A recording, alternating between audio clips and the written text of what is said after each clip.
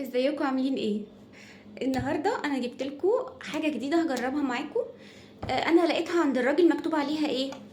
بيبي بطيخه. ايوه دي بطيخه بس بيبي صغنونه، يعني صغنونه خالص. لا وفي حاجه كمان، هي مش بس بيبي بطيخه، هي في مفاجاه من جوه. البطيخه دي صفرة مش حمرا.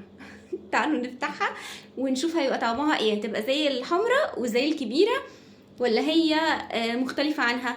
انا وانا بنقيها قلت اللي بيبيعها، يعني قلت له انقيها ايه رأيك، دي تبقى كويسة ولا لا؟ قال لي بصي، هو عامة البطيخ الاصفر ما بيتنقيش. انا سكت، هيكمل بقى كلامه، يعني قلت فيه معلومة، وقال لي هو كله مسكر، فيش منه حاجة بتبقى مش مسكر، مش زي الاحمر يعني فيه وفيه. طب خلاص انا هاخد دي على ضمانتك، ما نقيتش، شلت اللي قدامي ومشيت. فتعالوا نكسرها يا رب تطلع مسكره. مع ان انا عايزه اقول لكم، يعني انا مش مقتنعه قوي بالبطيخ ان يبقى لونه غير الاحمر، يعني بطيخه يعني حمرا، فهنشوف. بسم الله.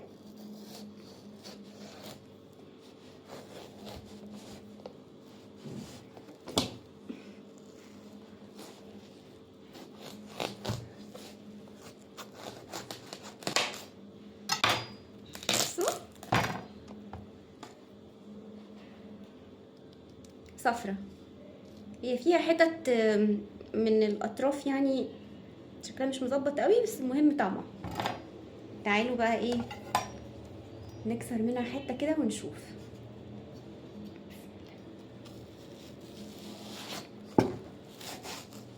انا اول مره هدوق البطيخ الاصفر، وكمان جايباها بيبي، فايه اتمنى تطلع طعمها حلو. هزعل قوي لو طلعت وحشه، ممكن ارجعها للراجل مخصوص.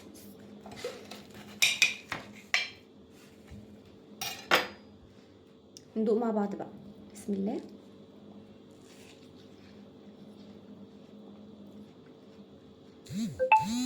يا جماعه على فكره هي فعلا مسكره،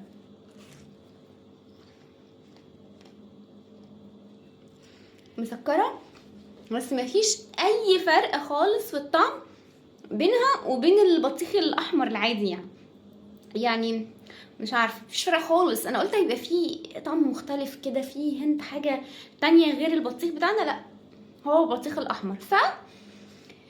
هاتوا بطيخه حمرا كبيره عادي، يعني على الاقل هتكفي العيله كلها وتاكلنا يومين ورا بعض جبنه وبطيخ. الكيلو انا جايبه الكيلو ب25 جنيه، يعني ما يعتبرش غالي، بس البطيخ الاحمر اللي احنا متعودين عليه، يعني المره الجايه هجيبه احمر مش هجيبه اصفر. بس هي تجربه حلوه مختلفه، يعني انا كنت عايزه اجربه وجربته بس.